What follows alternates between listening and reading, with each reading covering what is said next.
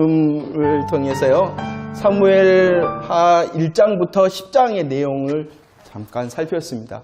다윗을 중심으로 하나님께서 역사하신 말씀이 사무엘하 말씀이죠. 1장부터 10장은 다윗이 어디에 먼저 있었냐 그러면은요, 헤브론에 있었다라고 말씀했습니다. 이 헤브론에서 유다 지파의 왕으로 있었습니다. 그 다음에 통일 이스라엘의 왕으로 인해서 그가 어디로 옮겨졌냐 그러면은요, 예루살렘이었습니다. 그때까지는요, 예루살렘이 이방 가나안 사람들 거였죠. 그러나 이 다윗이 예루살렘을 정복하여 온 이스라엘의 수도로 삼습니다. 수도로 삼았을 뿐만 아니라 이 예루살렘을 통하여 이 다윗이 했던 일이 무엇이냐 그러면은 법궤를 이 예루살렘으로 옮겨왔다, 이렇게 말씀을 드렸습니다.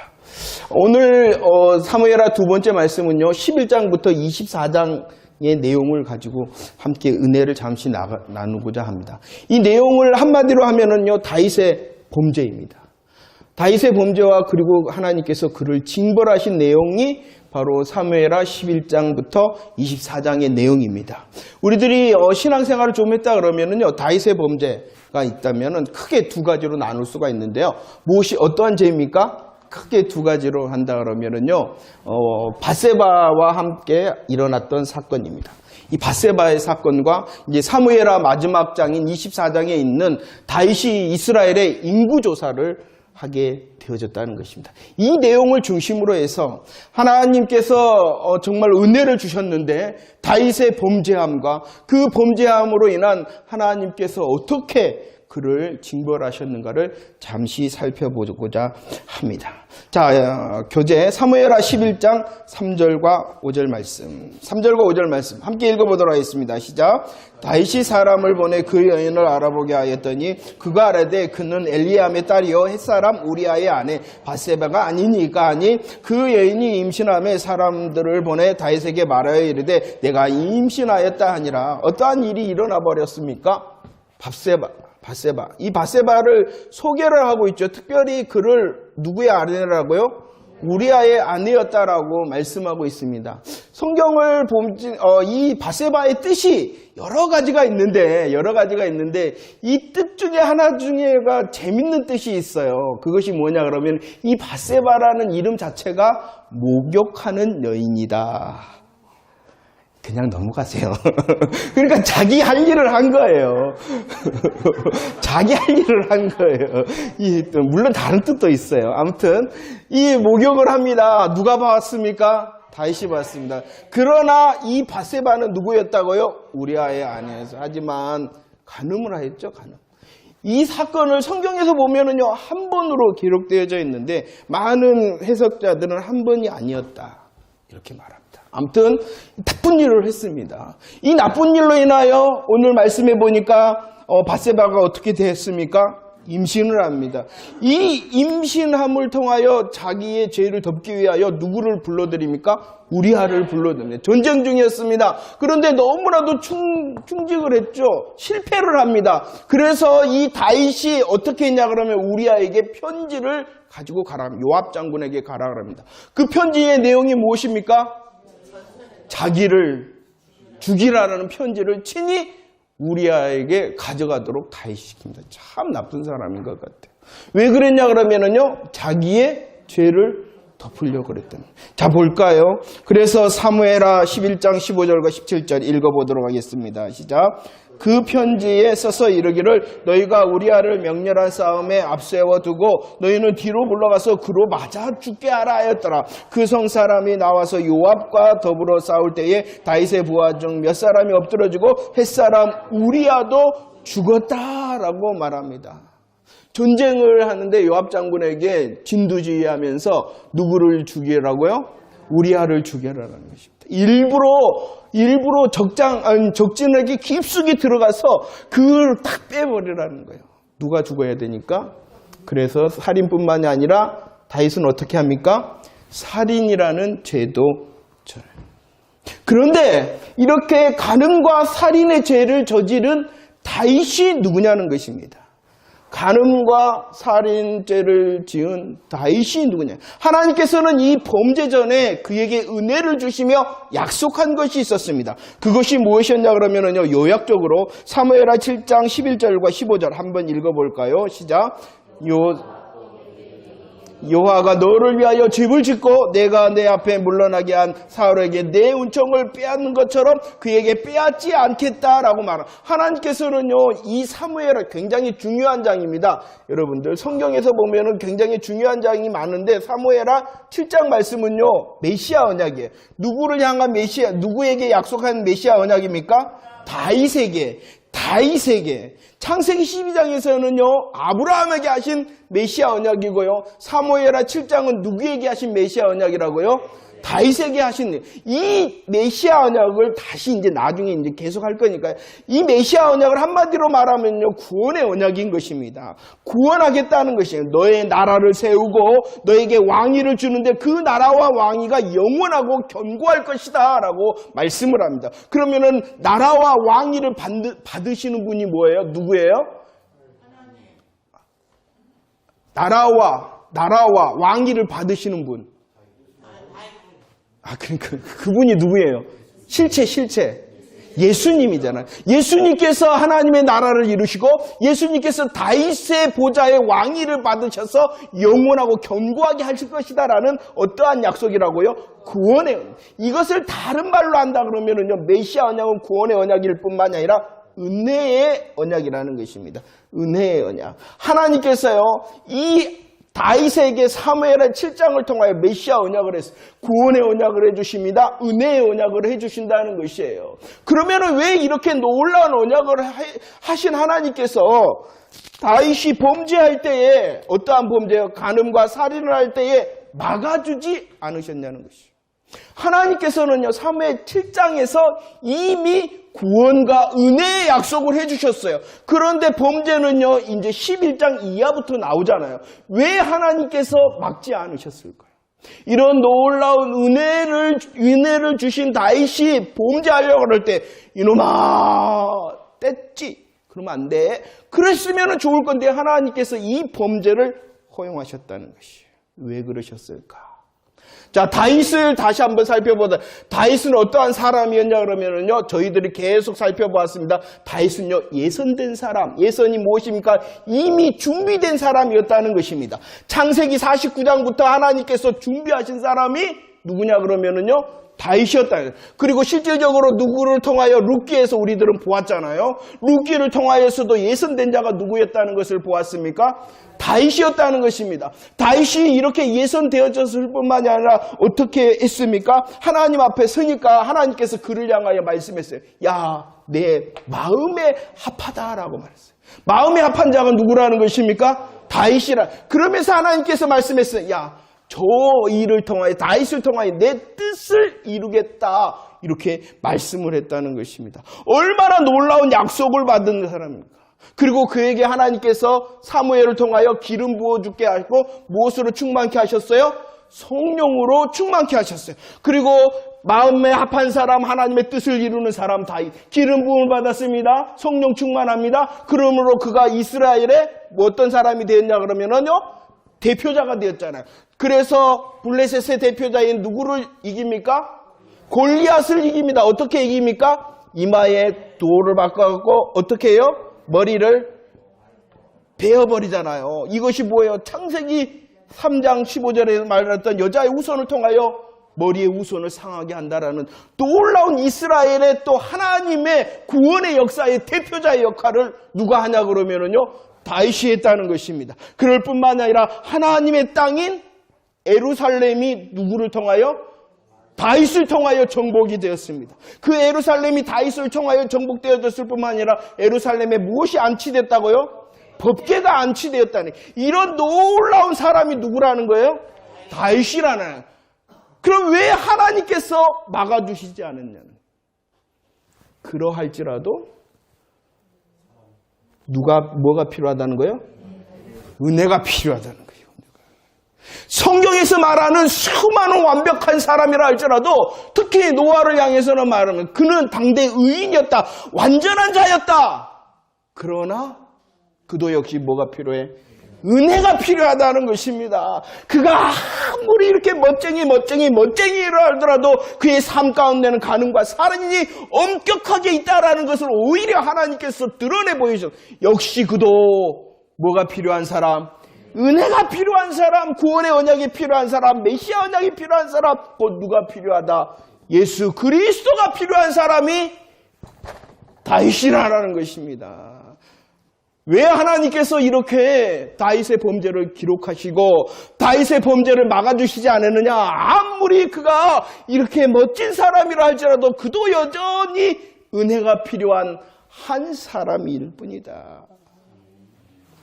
그래서 이렇게 말합니다. 시편 51편 5절 말씀 읽어보도록 할까요? 시작. 내가 죄악 중에서 출생하였으며 어머니가 죄 중에서 나를 잉태하였다. 무엇 중에서요? 무엇으로요? 죄악으로. 누가요? 누가 그랬다는 거예요? 다윗이 그러는. 다윗이. 아무리 멋진 모습을 가지고 있다 해도 그도 역시 죄악과 죄를 짊어진 자. 그러하기 때문에 무엇이 필요한 사람? 은혜가 필요한 사람이라는 것입니다. 하나님 앞에서요, 다윗이나 우리나 뭐라는 거예요? 쌤쌤이다. 그리고 이 사실은요, 우리를 향하여 말씀하고 있는 거예요. 우리가 아무리 수고하고 아무리 멋진 것으로 하나님께 나갈 수 있다? 없다는 거예요. 오직 무엇으로 나가야 된다는 거예요? 나는 예선하였고 마음이 아파하고 뜻을 이루고 기름 부어받았고 나는 대표자고 나는 많은 일을 했기 때문에 하나님 앞에 나갑니다라고 말할 수 있는 사람이 없다. 그 다윗도 메시아 언약이 필요하고 구원의 언약, 은혜의 언약이 필요했던 것처럼 저와 여러분들도 마찬가지라는 거예요. 우리의 신앙의 열매를 통하여 어쩔 때는 잘 되고 정말로 멋쟁이 열매가 많이 있을 때도 있습니다. 하지만 그때라도 여전히 우리들은 은혜가 필요한 사람이라는 것을 잊지 마시길 바랍니다. 반대로입니다. 우리들이 간음과 살인죄를 범하였더라도 실수와 실패, 죄악의 자리였더라도 여전히 필요한 게 뭐라는 거예요? 더 의지하라는 거예요. 더 의지하라는 것입니다. 우리의 하나님의 은혜를 통하여 어떤 멋진 열매가 있어도 여전히 은혜가 필요한 나요. 혹시 내가 실수와 실패와 죄악의 자리에 있더라도 여전히 내게 필요한 것이 무엇이라는 것입니까? 은혜라는 것입니다. 이 일을 통하여 시편 32편 1절에서 다윗이 이렇게 고백을 하죠. 어떠한 사람이 복이 있다고요? 가려진 사람이 복이 있다. 가려진 사람이 복이 있다. 가려진 사람이 복이 있다라고. 이것을 말하면 덮어주었다는 거예요. 덮어주심. 그의 죄가, 그의 이렇게 정말로 씻을 수 없는 큰 죄가 어떻게 되어졌다? 가려졌고 덮어졌다라는 것입니다. 가려줌과 덮여줌, 이것은 우리들이 배웠어요. 은혜를 나눴어요. 누가 덮여주심을 받았냐 그러면 맨 처음에 아담이 그랬어요. 아담이. 하나님께서 가죽옷으로 그를 가려주셨어요. 덮어주고 가려주셨어요. 그럴 뿐만이 아니라 술 취해 있던 노아를 셈과 야벳을 통하여 가려주셨어요. 이것을 이때 노아가 뭐라 그랬어요? 셈의 하나님을 찬양하라 그랬어요. 셈 너 너무 잘했다 그런 것이 아니라 셈을 통하여 역사하시는 누구를 찬양했다고요? 셈의 하나님을 찬양한 것이요. 왜냐 그러면 누가 가려주시고 덮어주기 때문이라는 것입니다.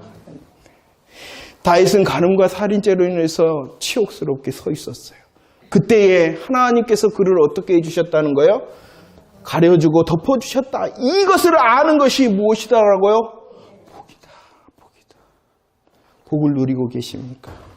우리의 실수와 실패와 죄악조차도 덮으시며 다시 우리를 부르시는 그 하나님의 은혜를 누리며 복을 누리고 계십니까?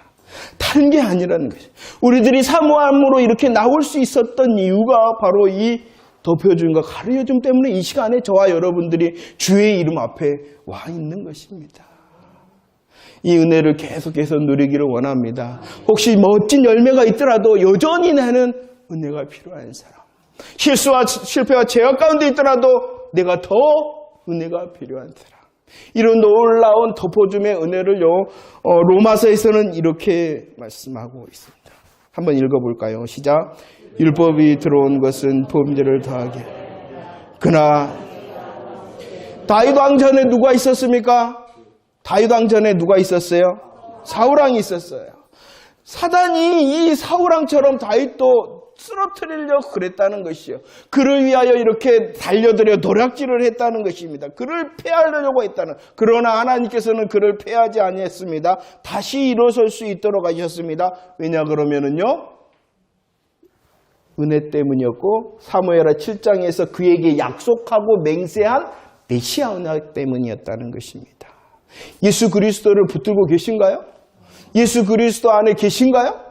예수 그리스도가 있다면 저와 여러분들의 실수와 실패, 죄악 가운데서라도 다시 일어설 수 있는 은혜의 사람이 되어짐을 믿으시기를 바랍니다. 계속 말씀을 드립니다만 성경에 보면은요, 성경의 역사를 보면은 누가 더 나쁜 놈이냐 그러면은요, 사울보다도 다윗. 그러나 그 다윗이 패하여지지 않은 오직 한 가지 이유는 그가 멋진 일을 많이 했기 때문이 아니라 무엇 때문이라고요? 그러죠. 메시아 언약, 구원의 언약, 은혜의 언약 때문이라는 것을 잊지 마시기를 바랍니다. 이 놀라운 은혜를요, 로마서 1장 17절과 3장 21절에서는 이렇게 다시 말씀하고 있어요. 한번 읽어보도록 할까요? 시작. 복음에는 하나님의 의가 나타나서 믿음으로 믿음에 이르게 하나니 기록된 바 오직 의인은 믿음으로 말미암아 살리라 함과 같으니라. 이제 율법 외에 하나님의 한 의가 나타났으니 율법과 선지자들에게 증거를 받았다라고 말합니다. 사심을 덮어주심의 은혜를, 이것을 성경적인 용어로 말하면은 칭이라 이렇게 말씀을 할 수가 있어요. 먼저 한번 볼까요? 자세히 한번 읽어봅시다.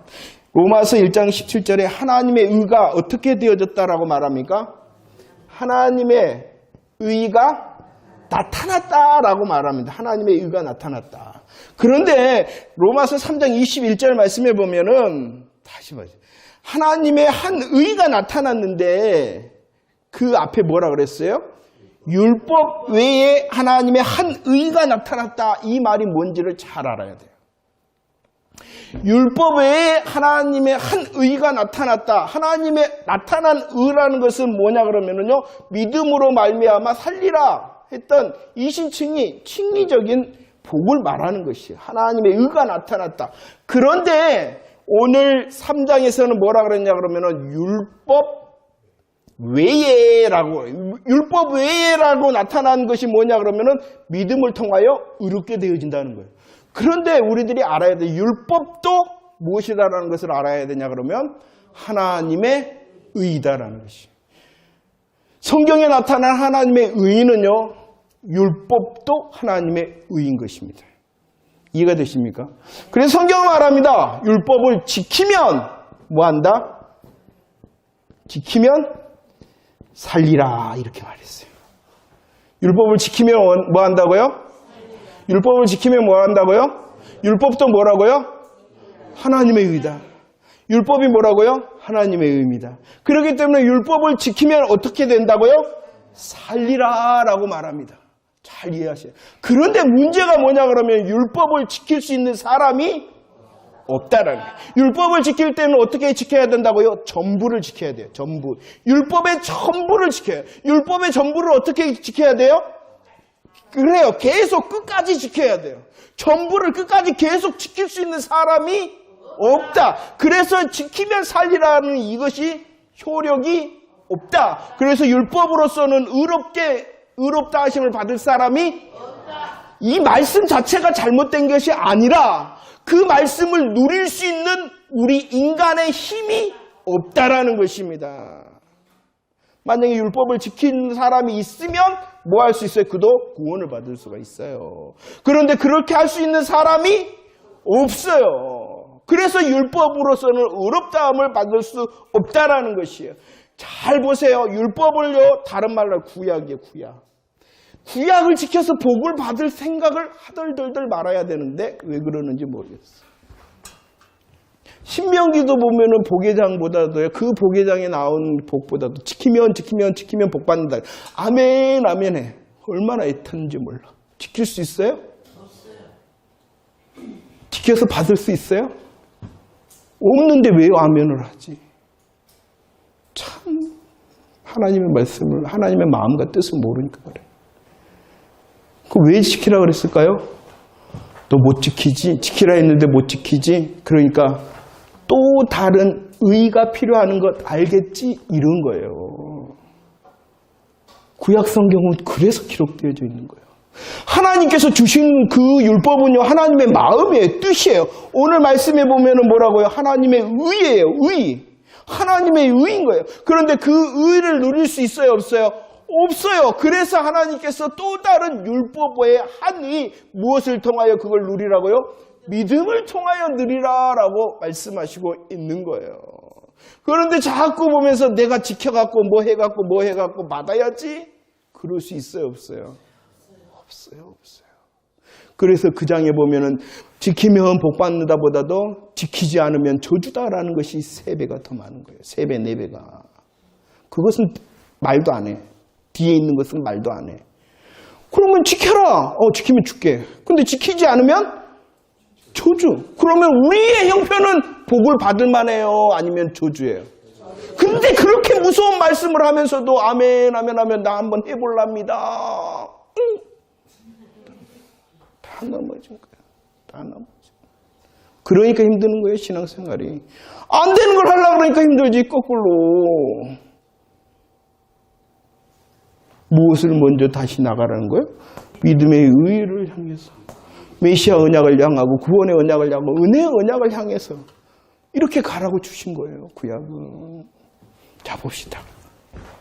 이렇게 간음과 살인의 범죄 속에서 이 다윗이 있었습니다. 하나님께서 드러내신 것이 그도 전적인 부패, 그도 전적인 무능력, 그도 전적인 부패 가운데 있는 은혜가 필요한 사람이다라는 것을 하나님께서 드러내 보이신 거야. 그러나 하나님께서는 그 실패 가운데서도 해답을 가르쳐 주셨다. 해결 방법이 무엇이었느냐? 사무엘하 12장 7절 말씀. 누구를 하나님께서 보내셨어요? 나단 선지자를 보내셨어요. 나단 선지자를 보내셨어요. 그 나단 선지자를 통해요, 다윗에게 예언을 하셨죠. 부자가 있었습니다. 그리고 가난한 사람이 있었습니다. 그 가난한 사람을 또 설명을 안 해요, 성경은요. 가난한데요, 아무것도 없는 가난한 사람이었다. 그런데 아무것도 없는 가난한 사람, 그에게 딱 한 가지가 있었다. 그것은 무엇이냐 그러면은 작은 암양 새끼 하나. 그냥 암양이었다 안 하고 뭐라고요? 작다, 암양이었다, 하나였다.